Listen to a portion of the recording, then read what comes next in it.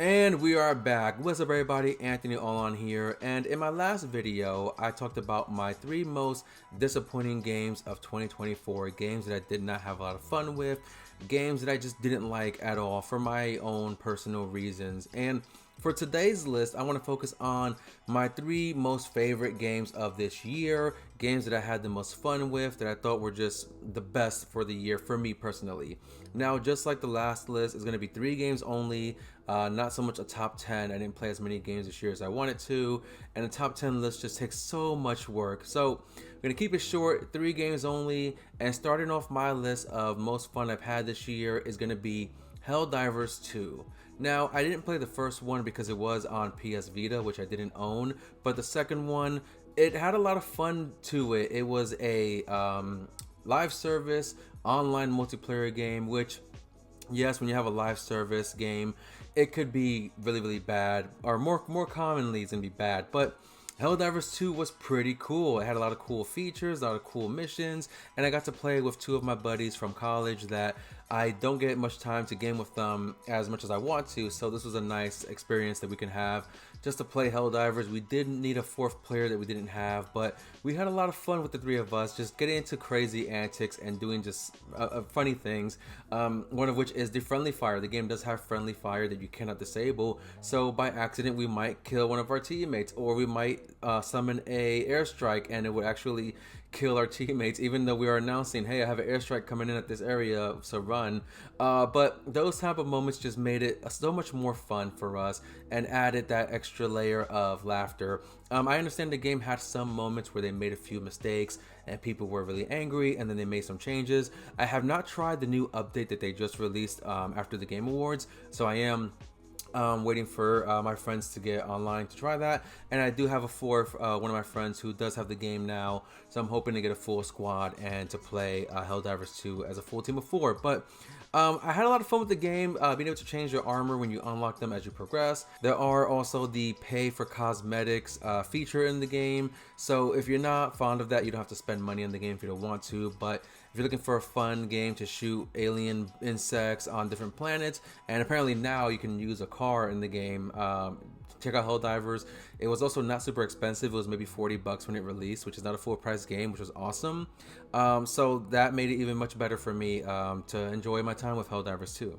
Now, next on this list is Final Fantasy VII Rebirth. I am not a huge Final Fantasy guy at all. I didn't play all the games. I'm not a big fan of it. But in the small few that I've played, this is one of my all-time favorites for a lot of different reasons. It is a very, very long game, so I still haven't gotten to the final part of the game. And I have a hard time going back to the game if I take a long break, because I know I'm going to be overwhelmed. But there's a lot of good that came with this game that I actually absolutely love.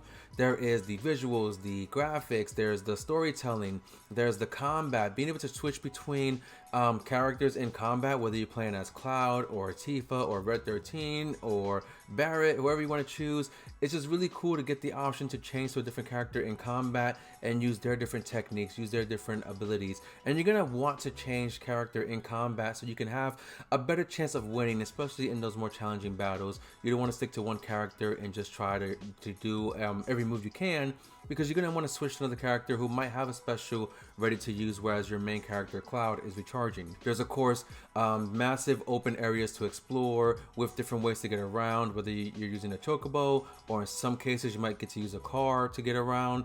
Being able to find all these different secrets and puzzles throughout the maps, all these different enemies you can encounter, and trying to get to that final fight with Sephiroth and get through the story. Now, there is a third game releasing in the near future, so the story is not done being told on this remake, reboot, whatever you want to call it. But the game does have a really poor photo mode, in my opinion, which I love photo mode. If you know anything about me, photo mode is one of my favorite features for a game.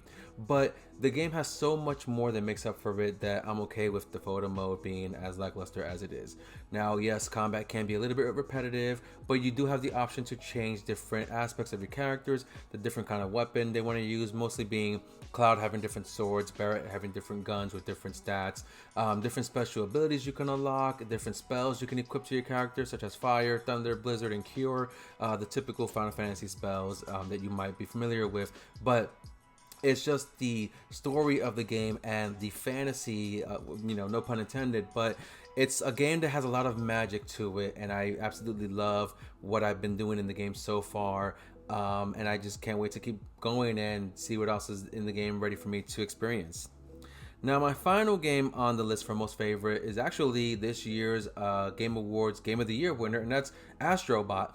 I loved Astrobot for so many reasons. I hated those challenging levels that you can take part in, but I didn't let it stop me from getting a 100% completion as well as a platinum trophy in the game, and I indeed did both of those. I got 100% completion, I got the platinum trophy, and it's really the celebration of the past 30 years of PlayStation that really made me adore this game even more. I do like platformers similar to Mario. Mario 3D World was one of my favorite Mario games of all time. So this being somewhat similar to that in the aspect of the 3D levels, that made me enjoy the game a bit more. Seeing all the different levels and the different PlayStation characters you can save, as well as the specific PlayStation themed levels that you can take part in, such as Uncharted, Horizon, and God of War.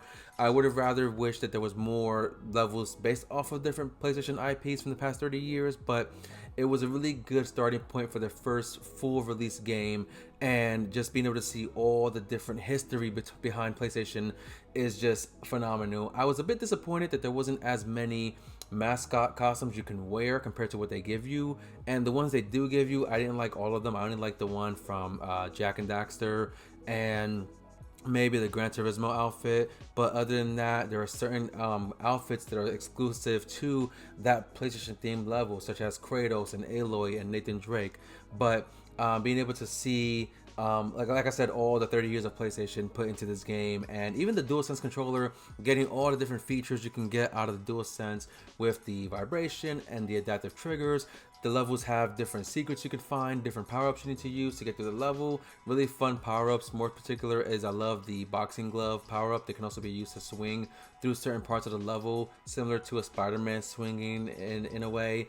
The music in the game was phenomenal. Some of the most amazing songs I've had in video games since Kingdom Hearts, and I just really vibe with it. And of course the bots are really cute and adorable, so you have that going for it as well. And they've been giving out some free content here and there, and I'm sure they're going to give out more free content as they go forward until the inevitable sequel or whatever they're going to do next. But Astrobot is a really fun and amazing game, a really fun time for PlayStation fans and platformer fans, and it's also a family game too. Not so much co-op, but if you have kids and they want to play a nice fun game, this is definitely going to be up their alley. So Astrobot was my all-time favorite game of 2024, and I don't know what else to say about it going on from there, but that is going to be my video today for my 3 most favorite games of 2024. So let me know down in the comments what you think about these games. Did you like them? Did you hate them? Let me know what you feel, and what are some games that you love this year that I didn't mention in this really short list. Let me know. Maybe I did play those games and liked it. Maybe they're saved from my most surprising games list, which is going to be the next video. Let's just talk in the comments. So that being said, I'm Anthony Olan. Thank you guys for watching. Don't forget to like, comment, and subscribe. Check out my most disappointing games list if you haven't seen that video yet, and look out for my 3 most surprising games that are it's gonna be releasing very soon after this video, and we're gonna keep pushing to the new year. So that being said, I'm Anthony. Have a good one. Subscribe.